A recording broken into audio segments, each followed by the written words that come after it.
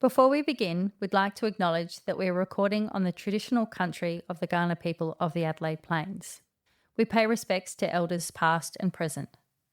We pass that respect to any Aboriginal or Torres Strait Islander listeners. Hello and welcome to From the Heart. I'm a heart parent and your host, Sami Glastonbury. Today we're joined by Hugo Taheny and his mum Louise. Hugo is a world champion athlete and health ambassador from the Yorke Peninsula. He's also a heart kid who lives with Down syndrome as well as a vision and hearing impairment. We'll be talking about Hugo's early health journey, his family, and how sport and community became such a big part of his life. We'll also hear about the challenges that still exist and the advocacy Louise and Hugo are doing to push for more inclusive pathways. We could never have known in those scary, sort of uncertain early days, the joy that Hugo would bring and the difference that he would make in the world. And we're really proud of that. And we feel really grateful. It's about how we make a difference in including the other people, because our people and your people, we have a single right as a voice. Use your voice. Chest up, head up. Use your voice. Use it. A very warm welcome to you. Where are you both joining us from? We stay on South Australia. Yeah, so we're in Adelaide today, but where do we live? We live in Port Teddy and we're on the farm in the beach and By the beach. long drive.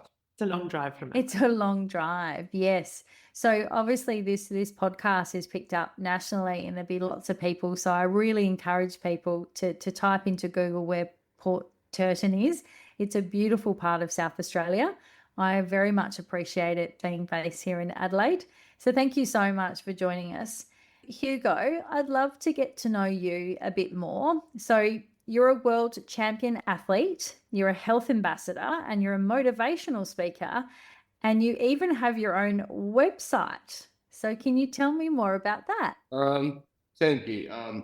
First up, the boy, I went to sports days, went to my siblings with my mum and dad, and I picked up his shot put, and I said, no, I'll have a try. And I went to different sports days, and I don't know other people.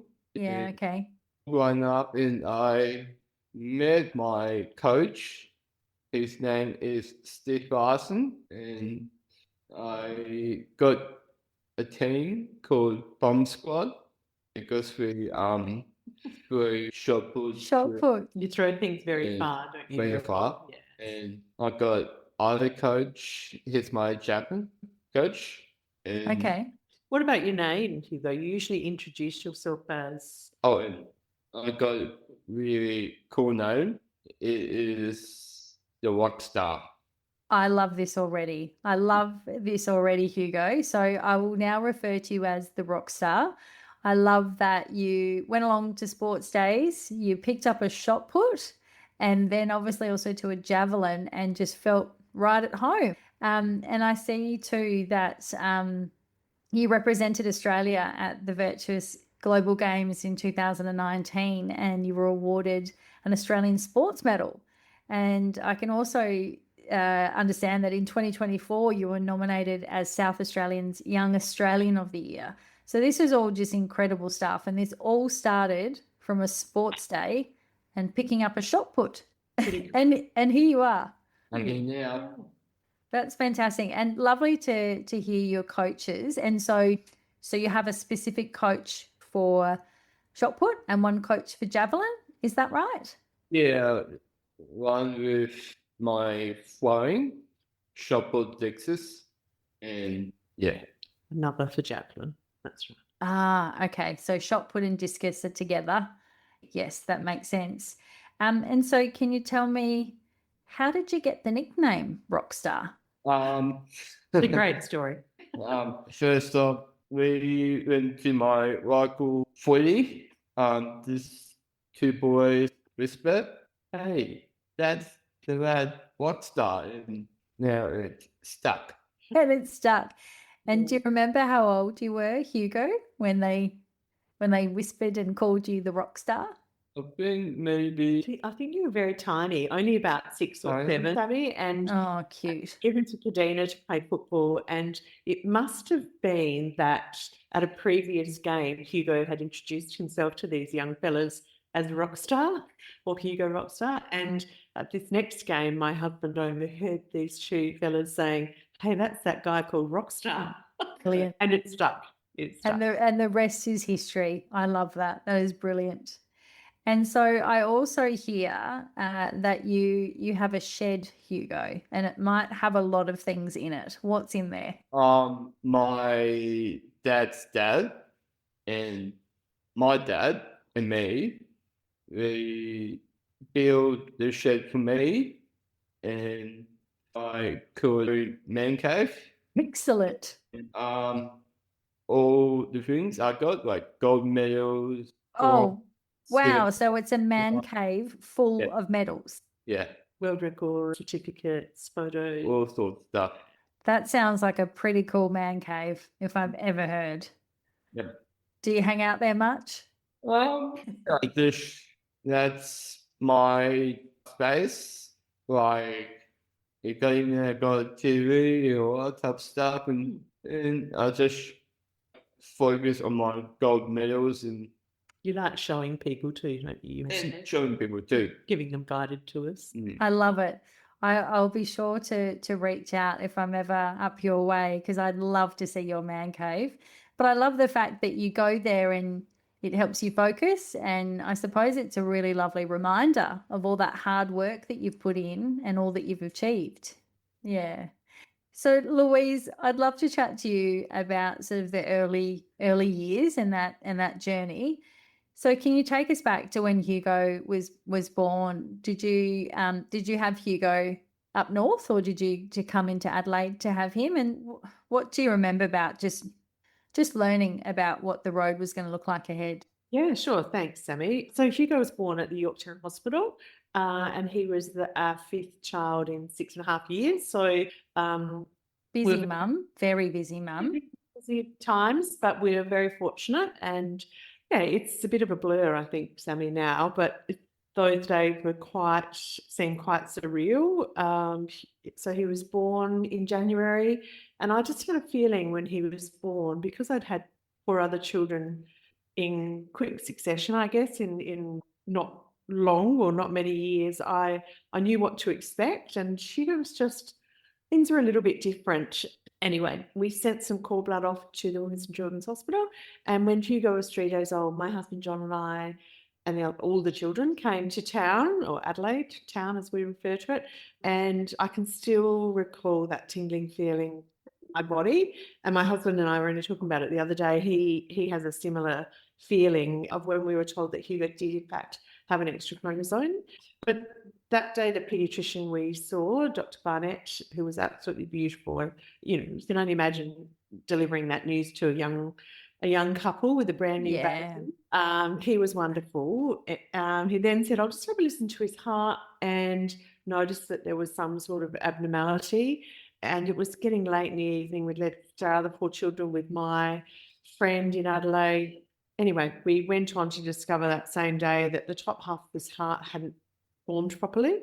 So it was a big day and a lot to process. So Hugo had atrioventricular septal defect, so really no septum through the middle of the top of his heart. So, yeah, a lot to process. A lot to process, and also hard when you have to travel as well. I think that's the other thing, is you're packing up, aren't you? You're packing up the kids, you're packing up everything, and it's just one more part of the journey, isn't it? Is then getting there, and then getting delivered the news, processing the news, and then sort of trying to work out, well, where to from here. Absolutely. And it was a big day. And I remember wanting to stay. I was exhausted, but my husband just wanted us to get home. Get home to our place where we're familiar. Yeah, and things sort of evolved from there. As well as the heart abnormality, Hugo has a vision and hearing deficit. He is has epilepsy, has chronic lung disease. So he's had a really complex health journey. But in those early days, we really knew not much at all. We had to rely, other than we needed to be prepared to go to Melbourne, because at that point, that's the only place where the surgery to fix Hugo's heart was done. So, with 4 other young children under 6, it was a lot to sort of get organised, think about. So for 6 months, we lived 3 hours from Adelaide. So for 6 months, we had 7 suitcases in the hallway, and we were sort of basically living out of those suitcases. I mean, we just unpacked and packed, or used what we needed and popped things back so we were ready to go at a minute's notice. And it really was that. For the first 6 months, we had weekly visits to Adelaide with Hugo, had daily ways from our beautiful community health nurses at home. And, they could have said at any stage, we need to go now, or we want you in Melbourne tomorrow. So that's how we lived for the first 6 months. Hugo was a failure to thrive baby, which makes us all smile now, as strong as an world champion thrower, and has a couple of world records. I'm not sure about favourite child. If the others are listening, I'm going to get in trouble. Golden child, rockstar child.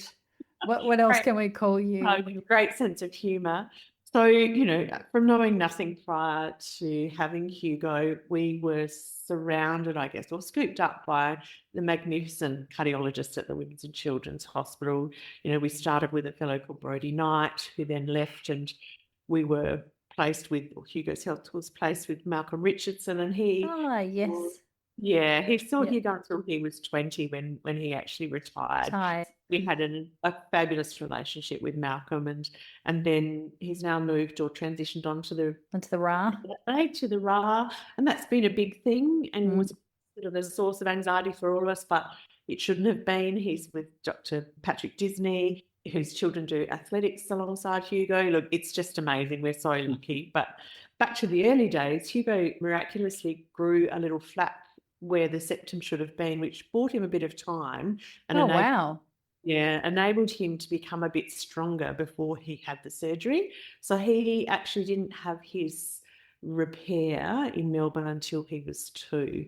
And by that point, we were able to leave the other children here or at home with several friends and family, and just concentrate on his health, which was really good. Yeah, we were pleased to be able to do that. That's thank you so much for sharing, Louise. And thank you, Hugo, for continuing to be a rock star. And I think it's lovely for our listeners to hear what that journey looks like with obviously subsequent siblings and the regional piece, and what that looks like for, I would actually like to say, a good majority of our heart families out there is the complexities. It's not usually just the one condition. There's usually something that is also too present, that some we find out immediately, some we don't. But I think it's really lovely that you're sharing what that journey looked like for you, because I'm sure there'd be a lot of people resonating in the fact that it's not straightforward, and if it means having a suitcase packed in the hallway, that's just what you do. Or 7, yeah. Or 7, yes, in your case, 7. Exactly. And look, our house was very big at the time, and that's how we lived, and it was what had to happen. And in the end, I love that Hugo now tells people he's got quite the scar, which obviously kids have. Can I share it, or are you going to share what you saw? I do. Okay. So he used to, when people would ask about the scar from, the base of his neck to almost his belly button, he would say that it's where the doctors fixed him. Now he tells people it's where the bad guys shot him. So a great sense of humour. Oh my gosh, I love it. I'm sure there's plenty of other mums and caregivers listening thinking, yeah, I think when my little one grows a bit older, with the spunk that they seem to have, that they might. I've heard. I interviewed a beautiful heart adult a couple of months back, and she referred to it as she said to someone one day, it was where I fought off a shark. And I said, what did they did they believe you? And she said, yeah, you just find that people stop asking questions after that. And I thought, okay, fair enough. That's one way to go about it, where she fought off the shark. I love it. So, Louise, how did those early days, do you think, shape your mindset and your outlook? Like you've said, you've been blessed with 4 really healthy children, and then you're blessed with this beautiful baby who's got this road ahead. And you would have had to rely on, specialists, like you said, CAFs, community nurses, Absolutely. and this sort of wider kind of community. How did that shape your mindset going? Like, how do you reflect upon that now and think, yeah, that really changed how I looked at things? Well, look, it's been great to reflect back on those things, looking at your question, Sami. And I think the most important thing for us was that we realised we had to stick together. I'm getting quite emotional now. We had to stick together. We had to be grateful for what we had. And we had to also really try and find the positives, because it was pretty tough. He was nasogastric fed for a good 9-10 months, as well as, all this, keep referring to the other 4 children who were under, 6 and under. And that and you have a group of young children together, and John was a farmer and a workaholic. So, yeah, life was pretty busy. And in amongst that, trying to make sure that all of the medical appointments were met, and and his ongoing health was not fabulous. So, yeah, it was pretty tricky. But we had the most incredible community around us, as you do in rural communities. And I'm really grateful for that. Our friends and family got together, and they, at 5 o'clock, someone would arrive on our doorstep with a meal for 7 people, or 6 as it was. Phenomenal. And, absolutely no questions asked. They would deliver that meal. I might be feeding Hugo through the tube, or breastfeeding, or, dealing with one of the others, and they might hold some washing if it was there, or just anything they could do. And that happened every night at 5 o'clock for months and months and months, while we found our feet and got into a bit of a routine. So we will be forever grateful for our rural community and the support that they showed us. So, yeah, we're really... That's incredible, and you're choking me up just listening to all of that. And I'll share with you after this. My story is very similar, and so the power of community, and one thing that I'm sure people who listen to this podcast are probably sick of hearing me say it, but the power of the village, the village, and we just literally. You're putting one foot in front of the other, and the big thing is you're still a wife, you're still a mother to 4 other children, but your focus is to take care of your baby and to ensure that your baby's thriving, and it's quite sort of overwhelming. So is there anything in there, Louise, is there anything that you wish that you knew more about, or more information was shared with you in that time that you sort of reflect upon now and think, gosh, that would have been really insightful knowledge to have? Or if there's someone listening to your story tonight? Well, actually there is. And I guess to follow on from that, from our home community and our family and friends, that we found a brand new community, or found ourselves amongst a brand new community. And that was the community of Down Syndrome South Australia's early intervention group, which, there were 9 little boys and 1 little girl. And we are, to this day, still really good mates with a good majority of those people. And they are our Adelaide village, so to speak, for us, and have been so helpful, full of information, and people that we look to when things are not going so well, I guess. Yeah, so that is a really fabulous group of people to find, as well as the Heart Kids community. It was just a new world that we found ourselves in. And the other thing is early days, and if I could share with people getting a diagnosis such as Hugo's today, it would be just to try and take everything in and share the load. I'm really good at telling people to do that, but aren't we, Louise? Yeah.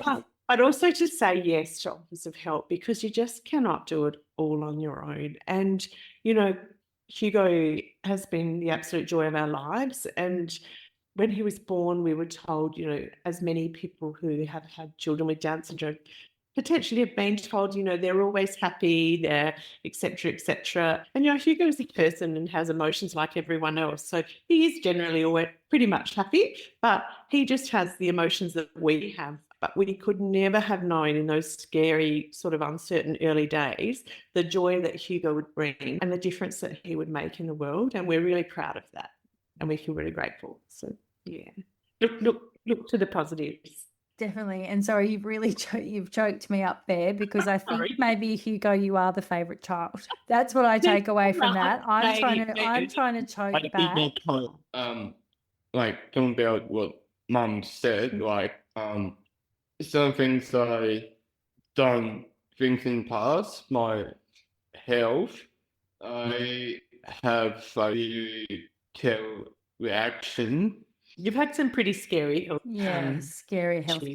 It's scary for everyone, but really it's difficult for you to understand as well, isn't it? And we've had to learn a lot of new things, but also to be proactive around Hugo's health. And I guess that's another thing we're really grateful for, is the incredible medical staff at Winners and Children's and the RA now around their proactive approach to Hugo.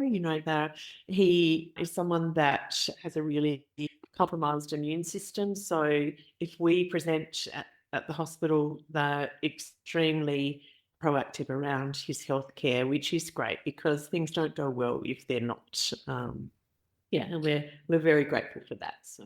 So does that mean, Hugo, have you heard the term, are you a frequent flyer? Does that mean that when you turn up to hospital, you get a VIP pass and they get you in really quickly? Yeah, we do. It's actually G'day Rockstar. It's what I say. Oh, sorry.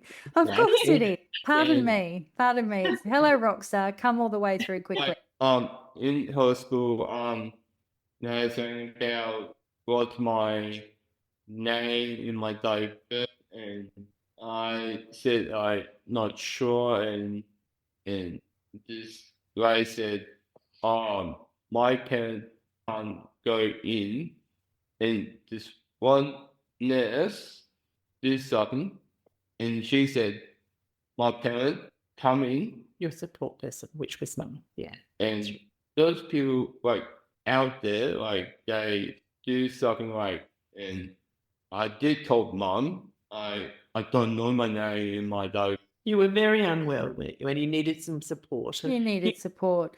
And that's lovely that nurse, by the sounds of it, recognised that. Fabulous. So we're very grateful. And that's sort of part of Hugo's work as a health ambassador for Down Syndrome Australia. So he talks to medical staff about inclusive communication and how to make things better for people with intellectual disability and Down syndrome. Including your heart too. And hearts too. That's right. All the people have at this some noise is it's they in pain and it's not something that can go wrong. Tough stuff and things not in control. In my job, in my entire life, I'm just suffering in healthcare, those nurses and the hard stuff, and we need your support. Support, that's right. You want better health outcomes. But I was about to say, Hugo, you said it beautifully. I love that you said that in your job. I love the fact that you've taken it on as it's your job to help more people understand, so that there's those better outcomes, as Mum said. Yeah. I love that you've taken it on as your job. Very professional. Right. Yeah. So let's change things up a little. I'm really appreciative of you being so raw and transparent about the health journey. Now I'd really love to get into sport. Hugo, I need to understand how you earned all those medals. But you touched on earlier that it started by going to sports day with your siblings and you picked up a shot put. Was there, what else happened that you went, this is for me, this is what I want to do? In that question about my life in my sports, the people around me and they saying, the Rockstar is here, and That's actual makes me like a person, like them. We're all the same and we're all different too. And in my entire life in my sports, I met amazing superstars. What amazing people like out there in sports, and I into like a new world record. Wow. And By 3.5 meters. yeah, Pretty spectacular. and I just in my journey, my own sport, I understood for my own kind of put my life on, and people I knew I love because I do something great. My country, coaches, Yeah. Hugo often all says that. he wants to make his family, his community, and his country proud, and I think he does that every day. He works really hard to do the things and achieve the things he does. And those things my mum said, I really pushing my heart and my soul, and I am a full-time athlete, full-time, and Pretty much, you do lots of other work as well. all that tough stuff. Well, I'm saying how I'm standing and I can say I can make Shy happy great again. Oh, so you're something else. You're absolutely magical. I think you're number 2 fan behind mum, or you've got siblings. So mum's number 1, or can I be number 1? Oh, you're number 1 of your own. Yeah, I completely understand that. But it sounds like you're incredibly dedicated. It sounds like you've got incredible focus, like you said earlier, that when you go to the shed, you focus and you look at those medals. And from everything you're saying, it sounds like you've found some really lovely people that you can train with and be an athlete with. And it just warms my heart that not only do you want to make other people proud, but you want to make yourself proud to know that you've done it. And that's incredibly special. I think for me, also living in the country, Hugo played every sport that his siblings played. You know, everyone went along to Friday night basketball, Saturday morning tennis, football, netball. And with Hugo's vision impairment and his Down syndrome has made him very hypertonic, so very floppy, low muscle tone. And he played every sport that the others played. But as he got older, sort of 10, 11, it just got harder and harder for him to be engaged and involved in those sports. You know, he was often hit in the face with the ball or isolated because he couldn't run like the other children and couldn't see the ball, wasn't able to grab it, and didn't have the physical strength.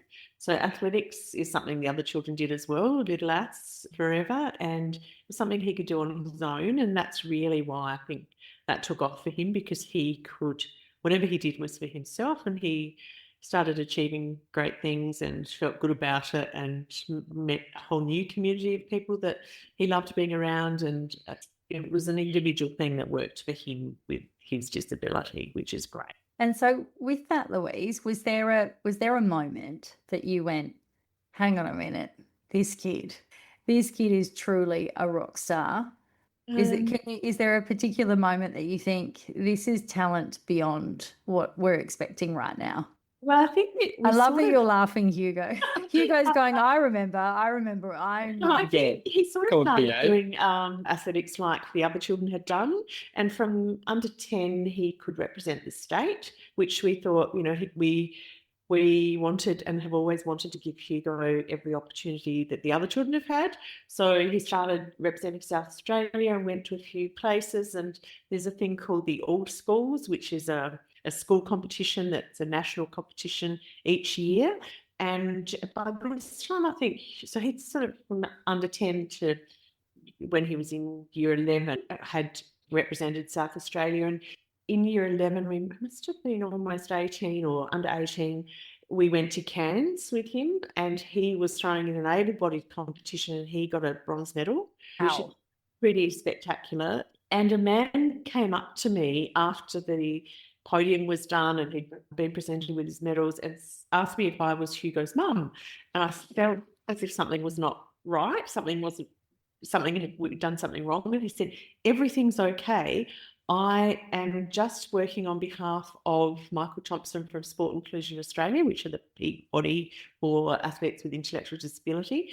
And we have been trying to contact and find Hugo for a long time. Wow. And So- they found you in Cairns. Found you, man. It's amazing, and he'd done a super job. But, you know, he's throwing probably 15 metres more than that in discus in particular now. So, and throwing a lot more in shot put as well. So quite an incredible journey. And then his amazing coach, Steve Larson, came on board and offered to help Hugo, and they have the most beautiful relationship. Very respectful, great fun. Yeah, and Steve leads the bomb squad, as they call themselves. The bomb squad. And that's been a really beautiful partnership. So yeah, we're very fortunate that all of those things fell into place, and that Hugo just loves training and loves throwing things. So it sounds like it's all meant to be. It sounds like you were meant to get on that plane to Cairns to be discovered all over again. They'd been trying to track you down. So Louise, what are the current pathways? What are the current pathways at the moment for athletes like Hugo? So things are tricky at the moment. Or not tricky, perhaps I prefer maybe cut that out. Sorry. The pathway for Hugo at the moment is certainly through Virtus or Sports Inclusion Australia, and they support athletes with intellectual disabilities. So he's just been chosen to represent Australia again for a 5th time. And that's in Brisbane at the Virtus World Games later in the year, in October. So that's what he's working towards at the moment. Last year, he went to Fiji, to the Oceania Games. A couple of years ago, I travelled with Hugo to Vichy, France, and he won. Do you remember what he won there? Twice away. 2 gold medals and also, 2 gold medals and two new world records. So. Yeah, and he's currently number 1 in the world for shot put discus for people with Down syndrome. He's also has previously held the world javelin record, and there's a couple of other competitors in the world that they sort of go between, which is great to have that competition. In April, we were at the Australian National Championships, and Hugo threw his first discus and broke his world record by over 3.5 metres. So it's pretty spectacular. He's a big time performer for sure, and loves it, works the crowd. It's quite wonderful to see, and such a beautiful role model, I think, Sami, for other athletes. And many parents have told us that they love the inspiration that Hugo gives their children and the hope that he gives them also or shares. But with regard to a pathway, so Hugo and people with Down syndrome are not currently pathway athletes, so they're not eligible to compete at the Paralympics, unfortunately, and many people don't realise that. And I'll just preface that by saying there are other people as well as people with Down syndrome that are not eligible or not able to compete at the Paralympics. But that specifically is something we would like to change. And there are lots of people working in the background to change things, and, you know, inclusion is a big part of that. And I guess people often think about being inclusive, but inclusion is about everyone being able to access the same opportunities, and that can sort of be anything from funding to training or competition opportunities or athlete education around nutrition, health and best practice in their field. Inclusion is about everyone having an opportunity to be integrated into everything. So seeing everyone as a person first, not a Down syndrome person, is really important to us and to Hugo and to his friends and his community. And by seeing the value that every individual brings, it's so important. There are a lot of people, as I said, working behind the scenes to make things better or to make some change and to make things more equitable. But we as a family and as a community or an athletics community are really hopeful that we might see a change by Brisbane 2032. Geez, we really hope so. Fingers crossed. Fingers crossed. Because, Hugo, you absolutely need to be on that main stage, don't you? Representing, I'll be flying that flag. He would love to do that. And, you know, whatever happens there, that change may not be in Hugo's time, but it will be a pathway that's made for other children coming along, I guess. And Yeah, we're really proud of that. But Hugo does have a dream, and what's that dream, Hughes? First of all, it's not a dream. It's not a dream, sorry. It's I want to light up the torch. Light up the torch, light up the cauldron in Brisbane. Ah, okay. It's not a dream, it's a goal. It's a goal, absolutely. Like, it's not the dream. It's not the goal. We'll see. I want. We'll see how things go. But he recently was fortunate enough to meet. Do you remember who you met? Kathy Freeman. Oh, And he was able to ask her what it was like to light the torch in Sydney, or the cauldron, sorry. And she was absolutely amazing. So that was a life highlight, I think. without a doubt, I'm sure for many. And you got to meet her and talk to her, Hugo. So and that's wonderful that you're playing that role in that advocacy space and trying to forge change. And let's hope if there's anything that we can do to help, I'm sure I speak on many of the Heart Kids community. If there's a way that we can help change that pathway, I know we'd be very proud to watch Hugo light up the cauldron or even just represent. So Hugo, tell me a bit about your training. How many days a week do you train? And I know you've got obviously your bomb squad. So do you train with your bomb squad every week, or is that every other day? Or Well, I think I'm trained twice a week. You train with your bomb squad Thursday nights, Sunday mornings, and you compete on Saturdays. And the other days you're either at the gym or have a session with an exercise physiologist, or where do you train at home on the time? First of all, I train my own youth circle back home. Out in the paddock. Dad's built you a throwing circle, hasn't he? Yeah. Yep, and I do training. I do a lot full time, and I really shared and more passion my team and including my coach too. Like, he definitely put his effort for me. He certainly does. Yeah. I more thrilled he done it for me, and he's taking his more time for my team and my coach, and we put more energy in our bomb squad because we do things like difficult drills and all that type of stuff. And you're very supportive of each other too, aren't you? I do love them a lot, and I do have any feelings about what I'm doing my own career. Where do you train at home though? What's that set up for you in the shearing shed? And like my own gym. Got a gym in the shearing shed. And you've got your own gym. I love it. You've got a man cave with a TV, your medals. That's where you get focused. Then you go out into the paddocks where Dad's got what do you call it? Where you stand and throw from? One circle. Throwing circle, yeah. Throwing circle. So you've got your throwing circle, and then you've got your own weights gym. Yeah. It's the life of a rock star, Sami. I think so too. I think you've got this completely wrapped up. And then you're driving. So you can train at home, or you're driving down to Adelaide. And like you touched on earlier, obviously back and forth. Yeah. So I know, because I'm here in Adelaide, I can appreciate the distance. So how many Ks are you traveling in a week? That's a nudge for Mum. It's often about 1,000 Ks, Sami. So we do a couple of trips down and back, and amongst, he'll often probably once a month still have a medical checkup, and does a lot of advocacy work. So we drive a lot, but we're really happy to do that to support Hugo's goals. And absolutely. And you just touched on the advocacy piece. So Hugo, you told me earlier that you've spoken to nurses. You talked about that experience that you had when you were unwell, and wanting to ensure that the nurse understood that people when they're unwell need a support person to help them. So is that the type of talk that you give to other people as well? Because I know that you do a lot of advocacy work. Yeah, I do, because in that system in my work too, we need to know about how to connect it on sport workers.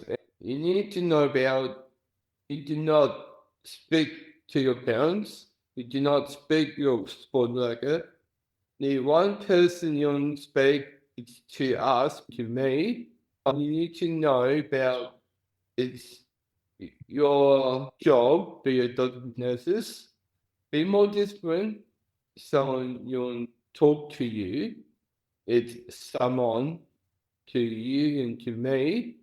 It's talking about my health, talking about my heart. It's about your job. And I know it's taking your time because you're talking to us first. Because I know you respect the other people. How about give us any treat anyone different? Do that. Treat everyone One job. treat everyone the same, I think. Everyone the same.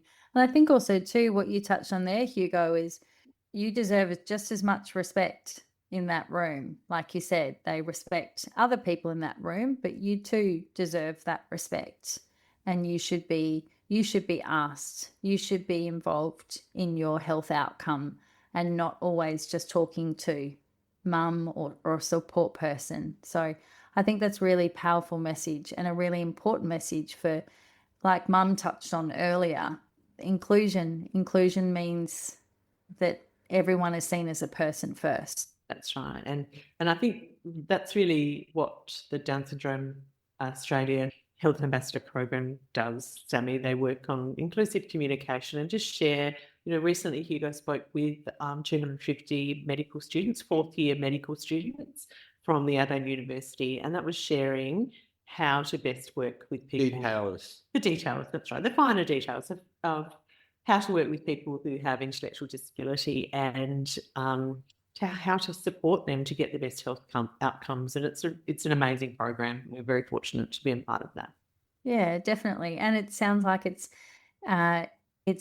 making a difference. The more we talk, the more you have the ability to advocate and speak up, it makes a difference. Like you said earlier in your reference just to 2032, don't worry, we'll be holding that flame in our heart, but we also understand that advocacy piece might not be at that time, but it has to start somewhere. So absolutely, conversations need to start, and that's what we're really proud to be a part of, and proud to support Hugo to do, and Hugo and his friends, and it's wonderful work. And so, Hugo, can I ask you a really important question? Thank you.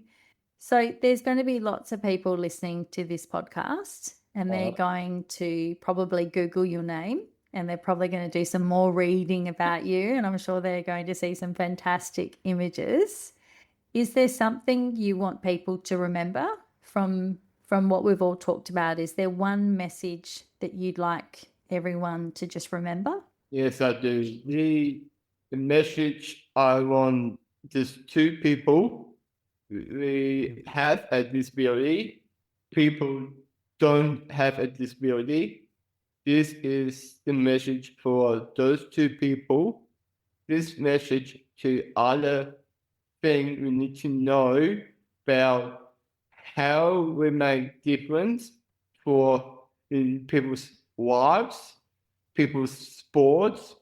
It's about healthcare, and it's about other things to know. It's about how we make a chance, we make difference, and including the other people, because our people and your people, we have a single right, have a voice. Use your voice, chest up, head up. Use it, because you use your voice for other people, just use it for yourself, who you love, who you care for, and you trust them. Trust your families, your loved ones, your parents, and your siblings and friends. Use your voice. Use it. I don't think there's much else to say after that, Hugo. I think you've just summarised that beautifully, and that is, if you've got a voice, use it. Strong message, isn't it? It's incredibly strong, but it's incredibly powerful, and it's the impact it can have. But I love that you said, hold your head up, your chest out, use your voice. Doesn't matter who you are. Everyone has an opportunity to make a difference in this world and make sure that everyone feels seen, heard, and included. So with that, Mum Louise, have you got something else to share? Because I don't have anything else to say. I just wanted to share that when Hugo was about 7, and he said to John, my husband, and I want to make the world a better place for children with disability. And we just thought, oh, that's a great thing to, for a 7-year-old to say. Great again. That's right. The favourite child. It just blows us, and we might have to discuss that after this. It just blows us away that, he really is doing that. And he is a confident, respectful person that uses his voice, has a voice, uses his voice, and is making a really positive difference to the lives of younger people with a disability. So we're really, really proud. Well, thank you both. I don't think there's anything else to say. We're incredibly grateful to have you on the podcast, incredibly grateful to have you a part of our community, and go forth. Not get forth. Yeah. Go forth with that voice. What do you say? Keep winning gold. Yeah, I'm Port fan. You're a Port fan. Okay, I'm Carlton, but we won't talk about that. Thank you so much, Sami, for your time. It was great to meet you, and really appreciate sharing the story of Hugo's journey. Thank you. Pleasure. Sometimes this podcast talks about some heavy things. If this brings up anything for you or someone you love, it is important to reach out for support. The Heart Kids Helpline provides support and guidance for anyone impacted by CHD. You can call the helpline on 1800 432 785. To access more information as well as support from Heart Kids, visit the website at heartkids.org.au. The information on this podcast is not a substitute for medical advice from your doctor or healthcare team. Always talk to your doctor about matters that affect you or your family's health.